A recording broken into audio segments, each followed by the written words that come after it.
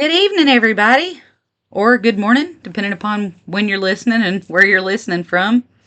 We are so humbled and honored that we get to record a second episode. You guys wanted more.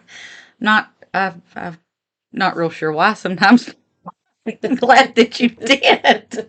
So, Julie and I are back. For you guys that are just listening for the first time, Hey, y'all. hey, welcome to Stained Glass. Come as you are, because we're all broken here. Mm-hmm. So, the first episode that we recorded was last week, and it was glory be to God, it was an absolute smash. Everybody really liked it. They enjoyed it. So we just kind of went over how the podcast came to be and what we stood for and what we were about, and just kind of talked a little bit and rambled some. And you guys seemed to like our rambling, so we're gonna try it one more time. So this is episode 2, as I said. We're gonna kind of just jump into it, and the name of this episode is "I'm My Own Judas." I see Judas in myself. Do you ever feel that way? Yes. I feel like if you don't know who Judas is, Judas was Jesus' best friend. He was one of his right hand men. He was one of his 12 disciples, and they were closest of any of them. Like they were tight. They were like brothers. And Judas betrayed the Lord, and he sold basically his soul for 30 silver pieces to tell the army where Jesus laid in the garden, and that's where the crucifixion started. Yeah. The one I kiss. Yep. Mm-hmm. And there's a song that I let Julie hear it for the first time, yesterday? Last night, yeah. Mm-hmm. And this is a song that has just spoke to me from the very first time I heard it, which has been, I don't know how many years ago, but it's been quite some time. Any of you guys that are bluegrass music fans, you've probably listened to her before, but her name is Claire Lynch. And there's a song that's entitled "My Name Is Judas" that she sings. And the lyrics, some of the lyrics that speak to me the most out of it is, "My name is Judas, the Lord I did betray. With a kiss upon his cheek I gave my Lord away. I was forgiven, but I couldn't bear the shame. So I hung myself in a potter's field, and Judas is my name." And I feel like for me, when I hear that, I mean, I've never thought about, I can't say that I've ever been to a point to where I felt like I wanted to kill myself by any means. But when you're having a hard time, you lash out at the people that are closest to you. You take everything out on them. When I hear that, it makes me think of times where I might be having a bad day, and I'm going to use you as an example. Okay. Having a bad day, and I call you because I know I can talk to you about anything. Mm-hmm. And we vent about things to each other all the time. I would call you and I would let you have it easier than I would anybody else because I know you would forgive me. And that you're going to accept me no matter if I'm mad, if I'm hurt, if I'm angry, if I'm upset. You're going to say it's okay. It's all right. And I feel like that's probably where Judas was in my, in my eyes. I feel like it would be easiest to hurt your best friend, regardless of who he was, regardless of what you were following, because he would take you back. Yeah. I see selfishness. Yes. I see selfishness. I see jealousy. I see like betrayal, obviously. Yeah. But the selfish is what I see the most, and I know that in my life, I'm selfish. Oh gosh. And I take, of course, we all take Jesus for granted. It's like when we need him, we pick him up. And I'm selfish with my own time and with, my phone, and everything. Like, we talked about idols in Sunday school on Sunday, and anything you put before God is an idol. Yeah. I mean, it could be your kids, your grandkids, your phone. But that everybody's idol is their phone. Yeah. But you can't go anywhere without it. I mean, if yeah. you get lost, you're like, "Oh Lord, where's my phone?" Yeah. But the selfish part to me is what sticks out in that. And then the hanging is just a way of covering up my selfishness, Yeah. basically. Because you can take it with you and you don't have to deal with it. Yeah. And I find myself, and I don't know, I feel like if anybody says that they're not selfish over anything in their life, that's a lie. Mm-hmm. You are selfish. You're Right. selfish, like you said, over your time, your children. The things, they are important, don't get me wrong. Right, they are. Those are super important. But sometimes we walk away and we get to the wayside and we forget what's most important. What gave us our husband? What gave us our children? What gave us the car that we drive? What gave us the job that we have? What gave us the opportunity to be in the position where we are in life? Right. What gave us all of that? It was Jesus. Yeah. He And gave what us do we everything. do? Take it for granted. Yeah. We kiss him on the cheek and here, I'll talk to you later. We're going to sit you over here. How would we feel? I mean, that would absolutely crush me if Yeah. you were like, yeah, well, I love you and all, but I just don't have time for you. I'll call you when I'm ready. But he hears that every day. Every day. I know, but I don't think we ever put it into perspective where it was us. No, we don't. Because when I just said that out loud, that made my heart hurt. I know. Because I could never do that to you. I think we were talking about, things being tangible. Yeah. Before. I think that goes back to part of being a human is when you don't have something that's tangible, it's out of sight, out of mind. Right. It's like we were just talking about last night at church. You know, how many homes have you ever been in your life that they have a Bible as a decoration piece on the coffee table or on an end table, or they have it stood up and they have it open to a certain verse or whatever on a like one of those book holders. Yeah. You know what I mean, where it holds it open. Did anybody ever look at it?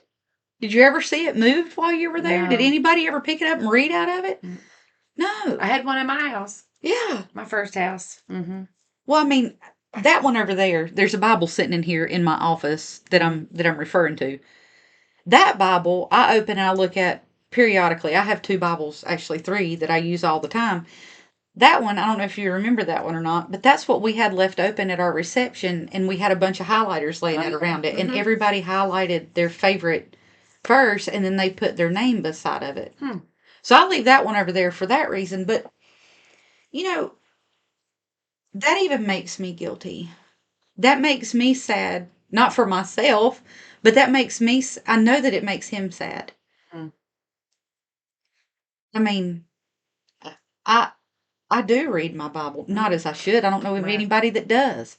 So I don't stay in the Word all the time like I should. I'm human. I can't tell you when I opened that one and looked at the verses that people, to see, that's something that meant something to me, that does mean something to me. So it's easy for me. I don't know. It's super easy. I don't know how to say this without just like sounding weird. That's right. We're all weird. That's why we're all here, right? What's so weird? So weird. But no, it's so easy to get so caught up and forget what is the most important. Oh, yeah.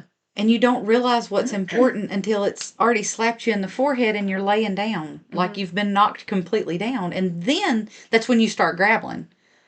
Well, why don't we just not have to gravel? Why do we make it so hard on ourselves? I mean, look at what he did. Look at Judas. He could have very easily stayed exactly where he was. The devil don't mess with people that are complacent. Right. He messes with the people that are trying to go forward, that are trying to learn, that are trying to live for the Lord, that are trying to be decent human beings, make good decisions, make good choices, follow the Lord. Those are the one he messes with. Yeah. And it was so easy. It is so easy for the devil to get hold of you. He didn't see it till it was too late. Right. The damage had already been done. It's kind of like I think he tried to take it back. I think, watching, I don't know if you've watched The Passion. But I think, in that episode where he kissed Jesus and then they took him, drug him, and I think he was trying to reconcile. He took the money back and threw it. He did. And, what's done is done. You've done your part. You know, you've done your part. You know, and I think, sometimes I think that's us. Look, God, I didn't mean it. I mean, what's done is done. Right. You can't unsay words. That's what I was just getting ready to say. Can't You unsay cannot pull them words. back. It's like putting Yeah. toothpaste back in the tube. It ain't gonna work. No, It's just not gonna you work. can't unsay the words. You can't take You back can't that unsee what smack. you see. Right. You I mean, can't. it's done. It is. It's so done. And I think that people, I know, looking back at my childhood, you talking about a smack. Looking back at my childhood, I saw smacks. Mm-hmm. I heard things that I should have never heard. I witnessed things I should have never witnessed. I was put in situations and positions that I should have never been put in. Mm-hmm. Granted, I now am thankful for the childhood that I came through because I am who I am today. Made you a stronger person. It did. Mm-hmm. But you can't, like you said, you can't make that go away. Mm-mm. No matter how many I'm sorries, no matter how many I love yous, no matter how many nighttime cuddles, no matter how much money is spent on you, the gifts, whatever, It's still there. It's still there. Mm-hmm. And you can't, there'll be times that it's almost like flashbacks. Like you see certain stuff, that you've been through in life. And I'm thankful for those moments because that keeps me in check. Mm-hmm. That keeps me in check with myself. But sometimes it's almost like the devil's trying to play a game with you. Oh yeah, I know it is. Remember this. That's part of it that keeps you in check. Yeah. But yeah, I know going to Hickory the other day, I was praying and I had to I told God, I said, look, the devil's taking several things from me, and I need you to back him off. Back him off from me, because not today. Yeah. Back him off. And I believe we have to pray that every day. You hear people say, wake up in the morning, and note, what poo, I can't think. The devil is scared, is scared. Oh no, she's awake, Yeah. Oh no, they're awake. So that's a whole lot easier said than done, though. it is. Oh yeah, it is. Because I think about it after I've been up for, a few minutes. Sorry if you hear my dogs. I think that my husband might have just came in the house. I don't know. The dogs are going crazy. But you're exactly right. Mm-hmm. And I don't think we do that on purpose. I know I don't. Mm-hmm. But it's so natural when you wake up in the morning, your eyes are open, you're breathing, you're looking around, you've got up out of the bed, you've stumbled into the kitchen to make coffee if you're anything like me. There's nothing very forward moving and beautiful about it when you get up in the morning. It's all over the place. You're growling, you just need your coffee and you want people to leave you alone till you get through that, And we forget. We didn't just wake up on our own. No. We didn't just all at once just pop our eyes open and we were just up, breathing, ready to go. I mean, he breathed a breath of life in us. He kept us alive all night long. Right. He blessed us to be able to wake up and to be able to see and to be able to get up and move and go forward. And it's so easy to take it for granted because it's right there. Mm-hmm.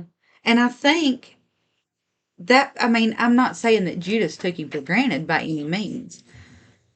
But in my opinion, it's so easy because he's there every day. He's my best friend. And the devil said, oh, so he's your best friend. You forgot who he is. You forgot what you are. You forgot your destination. You forgot what the end goal is in this. I'm going to remind you. The devil's good like that. Oh, yeah. He's real bad, I didn't think but he's real good at what he does. Mm-hmm. And when you get comfortable, you get complacent, he's like, oh, okay.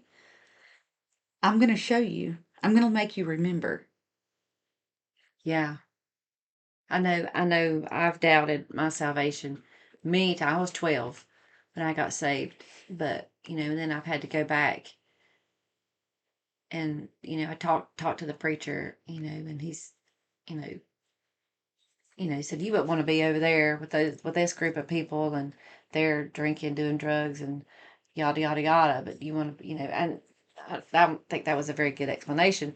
But no, I wouldn't want to be over there. I'm going to be here.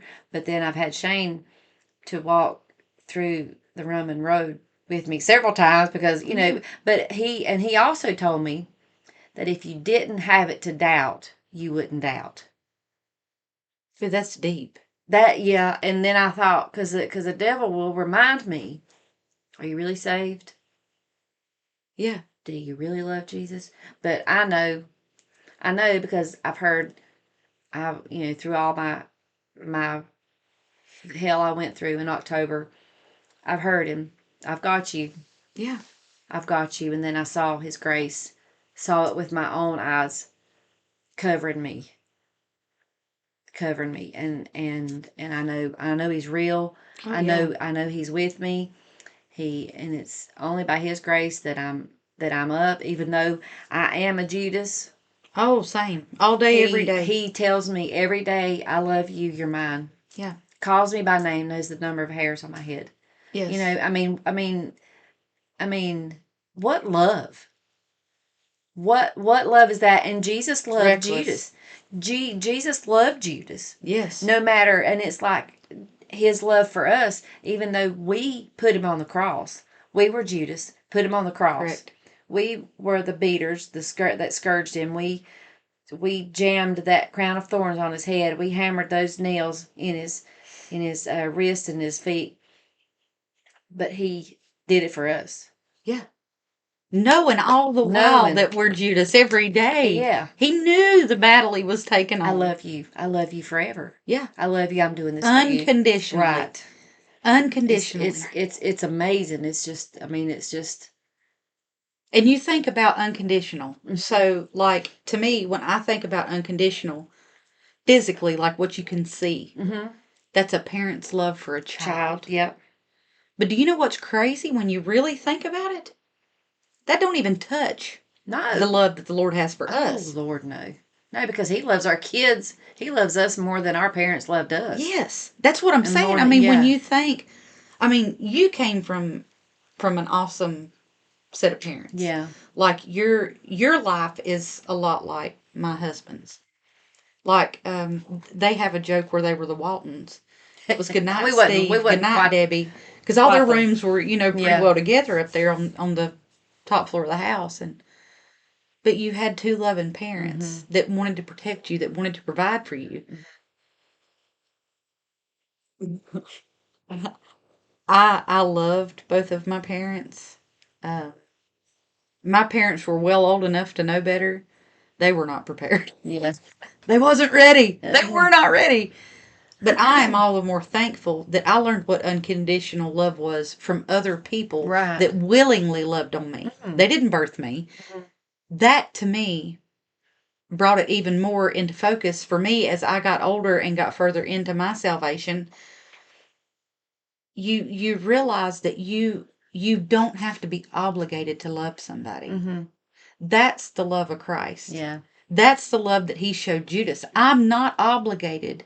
You hurt me. I choose to love you. Yeah. You are mine. I chose you. Mm-hmm.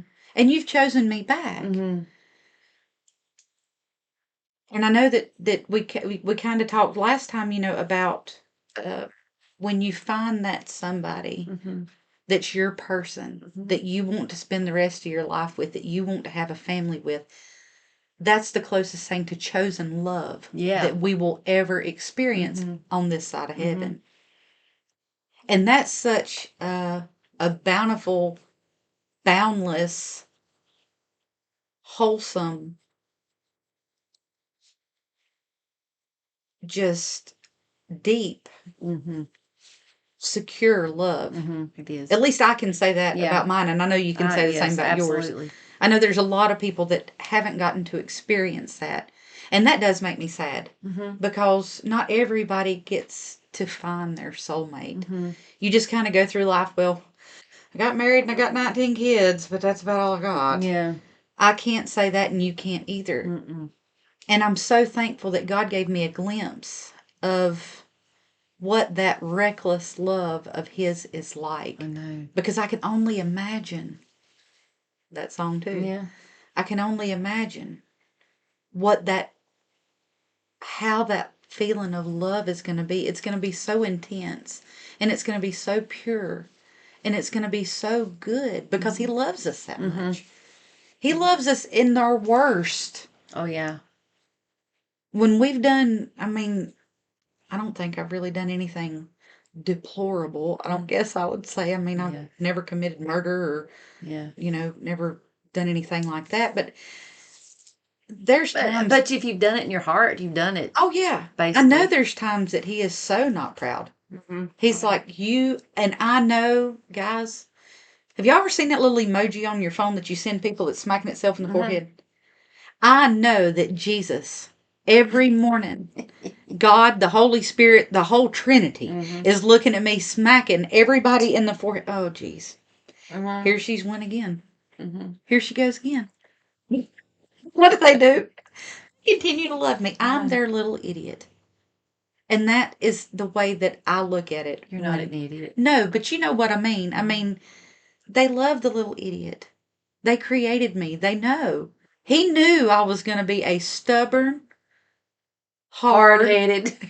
Well, I didn't even have to get hard-headed out. You done started it for me. Thanks, Julie. I love stubborn. You. I love you too. Hard-headed. I used to be super proud and boastful. That is something that is, and I think with age and with your maturity in your relationship with Christ, you strive not to be that.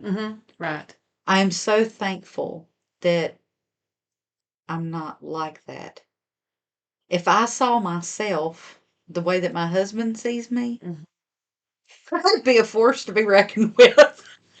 I know Shane always said that. He always said that to me. I wish you could see you the way I see you. Because to me, you are absolutely beautiful. You are beautiful inside and out, Julie. You're like, in my opinion, you're the perfect size. You're made right. You've got pretty hair. You've got beautiful eyes.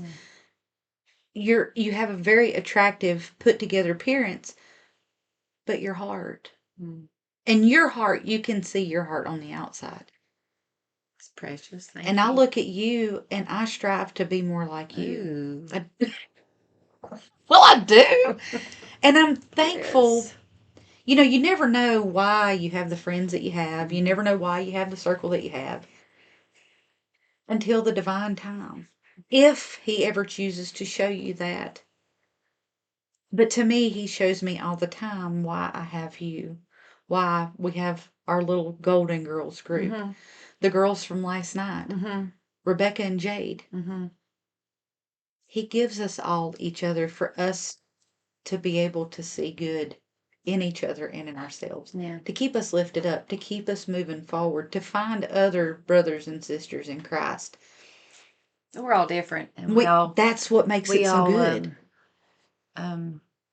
Encourage each other. And that's what what you said about me, encouraged me. Thank you.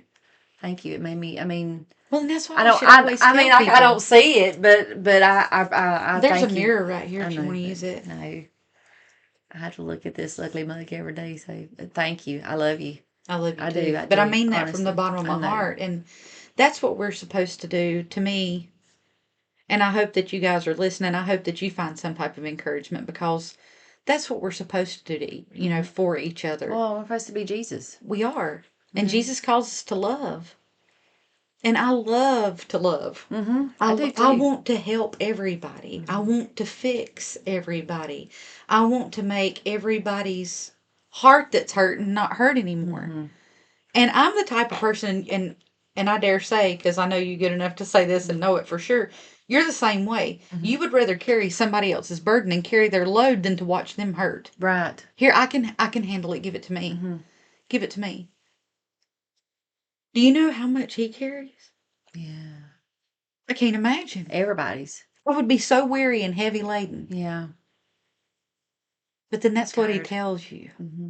Come to me, all that are weary and heavy laden. I'll give you rest. My yoke is easy. Yeah. Mine. I think mine's got burrs or something in it sometimes. Because I cannot imagine. Because I just hit a wall sometimes. Yeah, I stick to the wall. You remember those little things that we used to get out of the 50-cent machine when we were kids? Slappy things. Yeah. And then you'd pull it off and it'd go way away? They still have those. Do they? I haven't bought anything out I'll of get will, you will one. you? Thank you. I probably need it. I'll just slap myself on the forehead with it periodically. I'm sure Hayes has a bunch of those. I didn't even think about him. He's had some. But that's what we're like. Yeah. And just when you think that sticky swore off, you rear back and you sling it again. Bam! Right up against whatever. But he peels us off. Mm-hmm.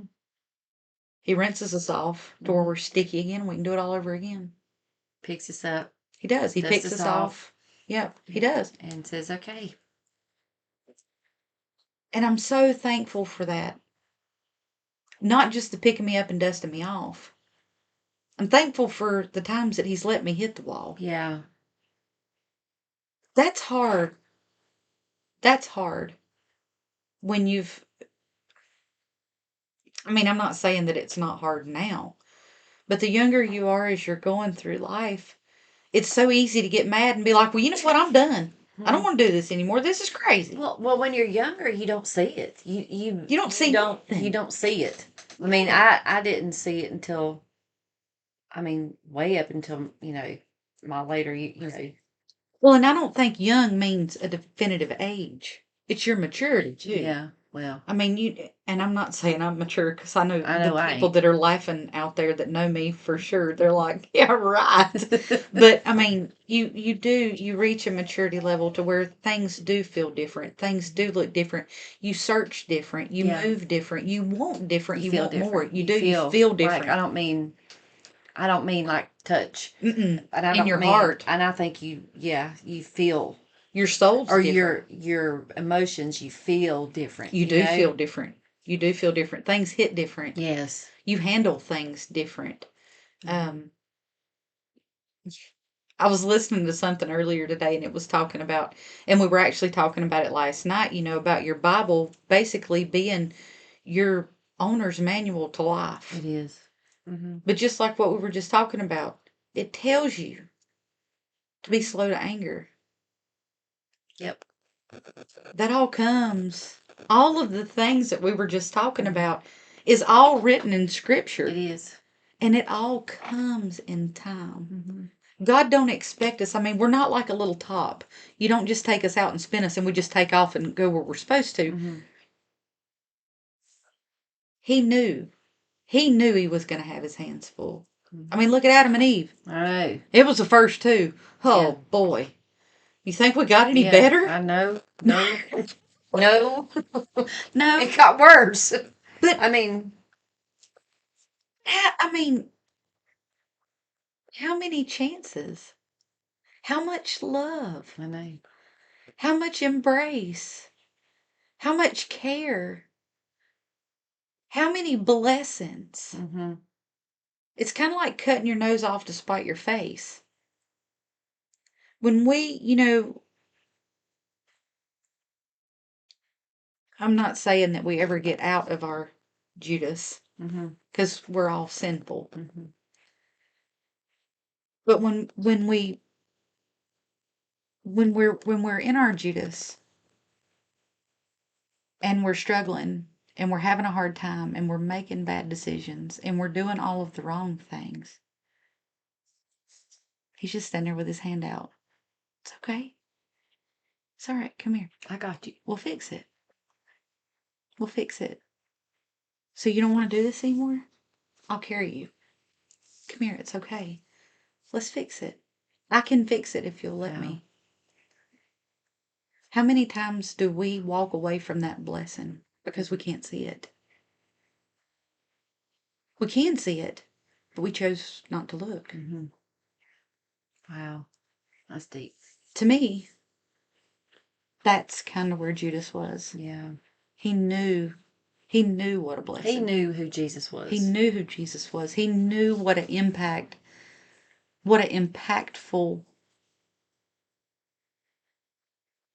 person. Mm-hmm. I almost feel weird saying person, but he was here in the flesh. Mm-hmm. He knew what an impact that he was having and was the end goal was going to have. He knew all of these things. He knew what an impact he had walking side by side with Jesus.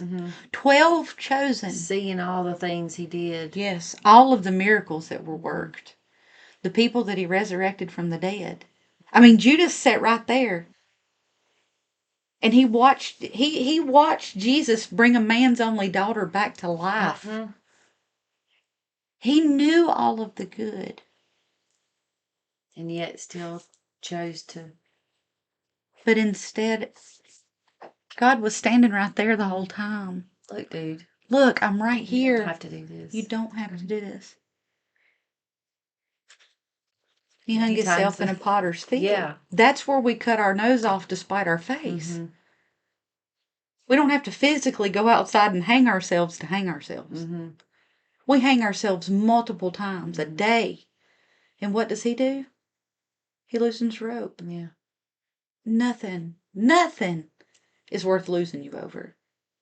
Let me love you through this. Mm-hmm. Let's talk about this. Are you weak? Are you tired? Let me carry you. That's awesome, isn't it? It is awesome. I know he carries me. I know. Oh my God. I know he carries me. Like a sack of taters. Like a sack of taters. I ain't all kidding. day. And sometimes he carries me fighting and screaming. I'm just crying. I just cry.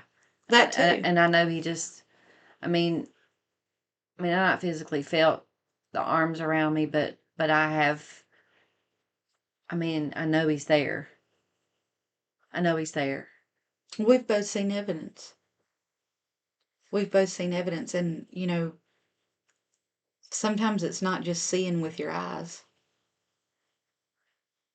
You can feel him. Mm-hmm. And it's an undeniable. When you're sitting in a room and it's 95 degrees, or not in a room, outside and it's 95 degrees, and you're covered with goosebumps, and you feel it, yeah, that's the Lord. Yeah. Mm-hmm. He's always there. Always. And we fail to recognize that sometimes. But I feel that that's only normal. It's only human nature. But what's so good about being normal is he's not. And he accepts us no matter what. And it's so good to know that there is nothing that I can say, there's nothing that I can do that I cannot turn back around and say, God, I messed up. What do I need to do to fix it? And he'll sit right there with me and he'll help me fix it. Mm-hmm. It's pretty amazing. It is. I saw a rainbow the other night. And, of course you take a picture of it, but it's just a reminder that, look, I make all things new. Yeah. Every day. To me, that's what the rainbow, I know it's different to other people, but to me, it's I make all things new. And he does every day. Every day. That's just like you get up every morning and the grass is wet. He's cleaned everything for us good. He's ready for a new day. He does make it new every day. We have a new shot. You get to wake up every morning knowing that you have that new shot at a new day to right your wrongs. Let's make good of it. Let's make good. Let's make good choices. Let's live like Jesus. I told somebody not long ago, I think sometimes, I know, you cannot stuff a Bible down somebody's throat. No. You cannot stuff belief down somebody's throat. No. The last thing, in my opinion, you want to do is shove religion down somebody's throat. Mm-hmm. It has nothing to do with religion. Mm-mm. Nothing. I've tried it. It does. When you believe in the Lord and you love the Lord, you don't, to me, I don't want to try to cram it down your throat because I don't want to scare you off. Yeah. I don't want to make you mad. I don't want to hurt your feelings. I want you to come back. You just live it. You just live it. You have to. It is not that hard to be a good person. I'm not sitting here telling you that your good works is going to get you in heaven because it blatantly and plainly tells you, yes, you are called to love like Christ. You are called to make good choices. You are called to be a good person. But your good works is not going to get you into heaven. It blatantly tells you that in the red and black. Mm-hmm. That's salvation. Yeah. That is a personal relationship between you and him. And it is a relationship. It is a relationship. If it's not a relationship, something's not right. Right. It's not a get out of jail free card. We're not playing Monopoly. would like to say, on one hand, that life would be nice if it was like Monopoly. Yeah. It would be, because you would know there would be an end goal at some point. I don't know what my end goal is. I don't either. Do I want to know? I No. used to think I did, but I don't. I don't want to know. I'm not afraid. I'm not afraid anymore. I know where I'm going. I know where I'm going. I know where I'm going.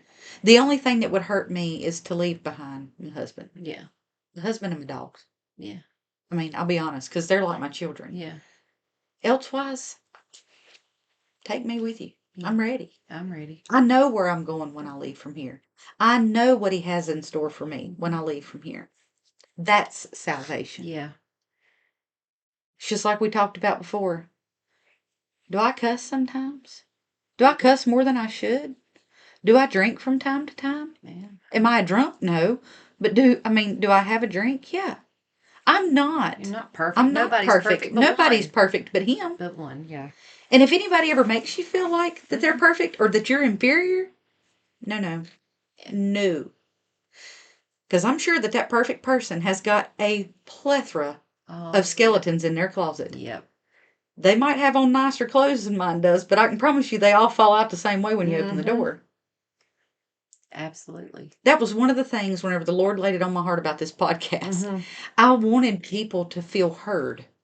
I wanted them to feel understood, and I wanted them to feel that they're not alone. No, nobody's alone. Because life is hard. Life is hard. Everybody makes mistakes. Everybody makes mistakes. There's no, like you said, there's no one person perfect but one, and that's Christ. That's why it's our responsibility. He calls us to love. He calls us to care. He calls us to uplift one another. He calls us to seek others that are like ourselves. He gave us each other for multiple reasons. Oh, yeah. But that's one of them.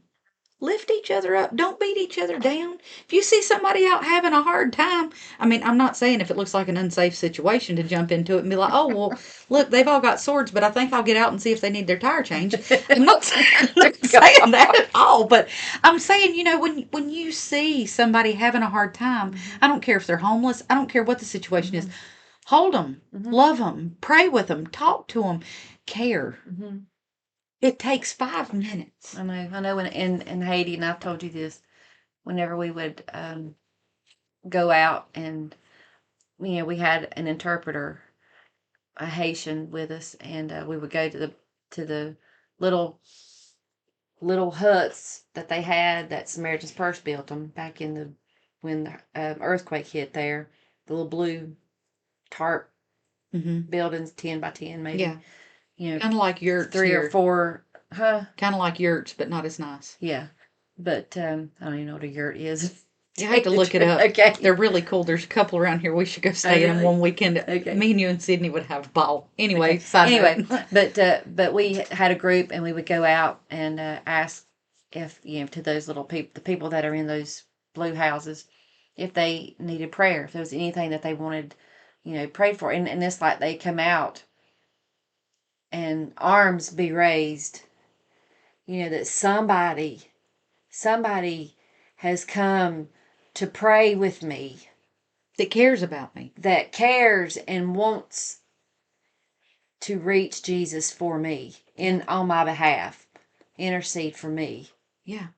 I mean, it was just like they would come out crying because you're there to pray for them. And that's all they had. We put Jesus on a shelf, and when I need you, Jesus, I'll be back. And then we take him off the shelf, and then we need him, and then we'll put him back. And and that's not, and it's just, seeing that in Haiti changed me. Yeah. Because we have him. We have him with us, inside us, the Holy Spirit with us all the time. Yeah. Those of us who are saved, we have him with us all the time. And I mean, and like we said earlier, take it for granted.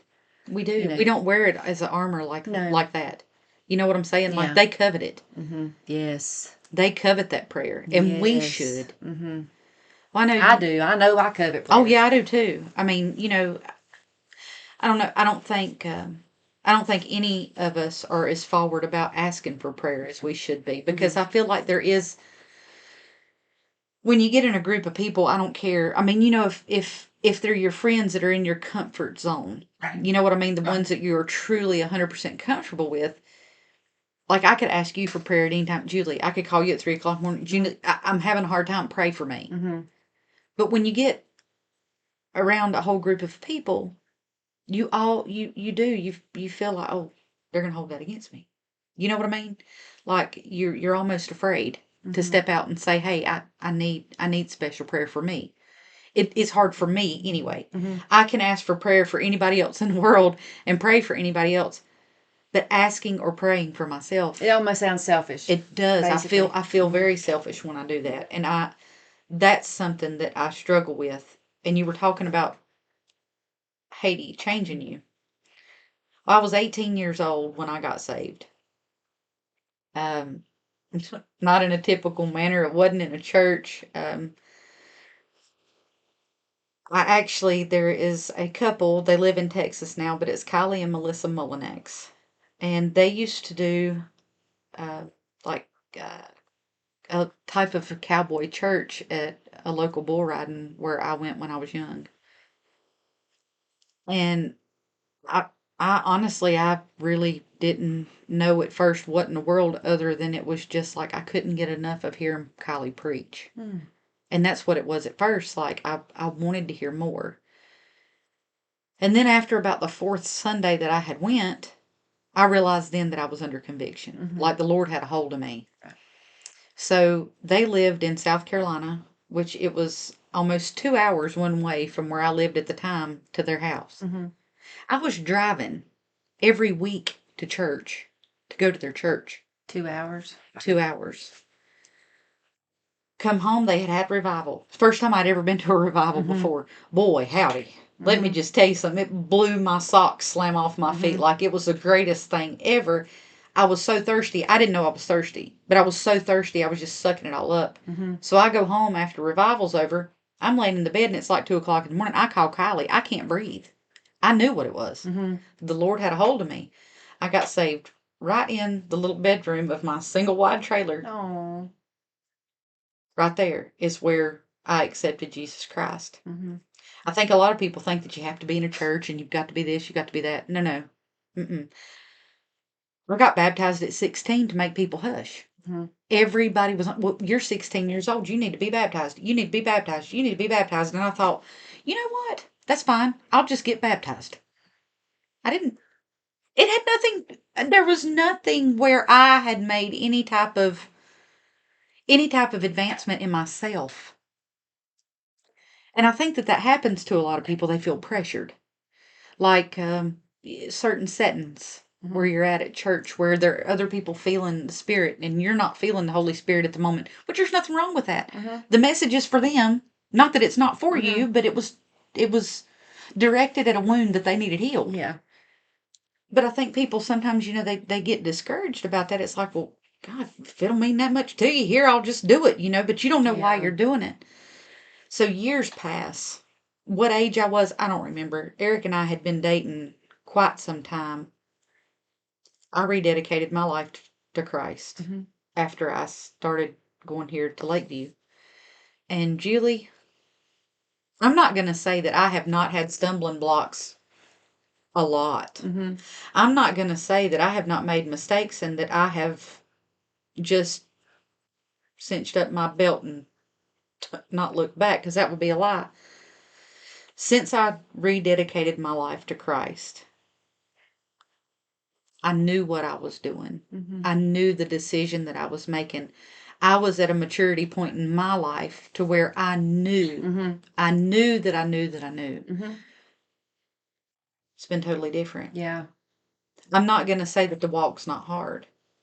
I'm not going to say that the devil don't get after me more than he does the lost person that's out here living on the streets. Because that's exactly what it does. He's already got them. He's after us that are trying to do right, that are trying to live right. I say all of that to say this. If you feel like that that you've made a decision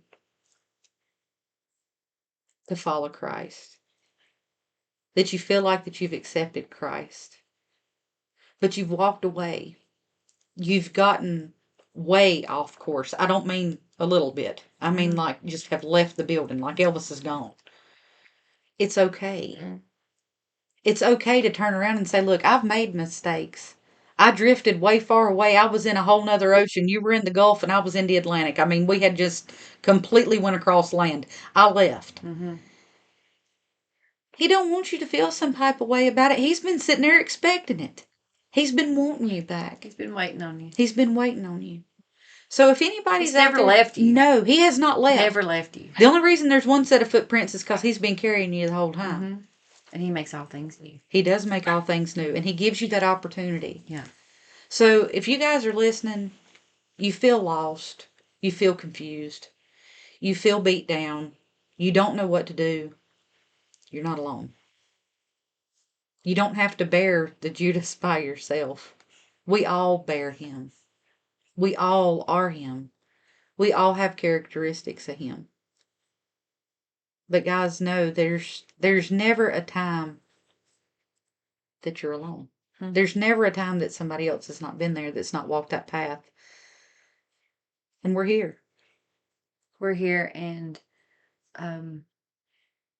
just turn to Jesus. Yeah. Seek him out, seek his help, seek his word, and he's there to help. Yeah. He will help you. He will, and he'll make things look so much different. Yeah. The things that you were just absolutely fretting about, it's like, I can't get over this. After you sit with him for a few minutes, it looks totally different. But guys, we thank you for hopping on with us. We hope that you get a blessing from this. We hope that you enjoy the podcast. If you enjoy it, let us know. Be sure that you subscribe to Prime Choice Auctions on YouTube. They're the sponsor for Stained Glass, so you'll be able to find it underneath the podcasts on there. Subscribe to it, and that way you won't miss anything if you're not wanting to miss anything. If you are, I'm sorry. We'll do better next time. But guys, we love you. The Lord loves you. God loves you. Keep your head up. It's all going to be okay. And we'll see you back in about a week. Stained Glass. Bye, guys.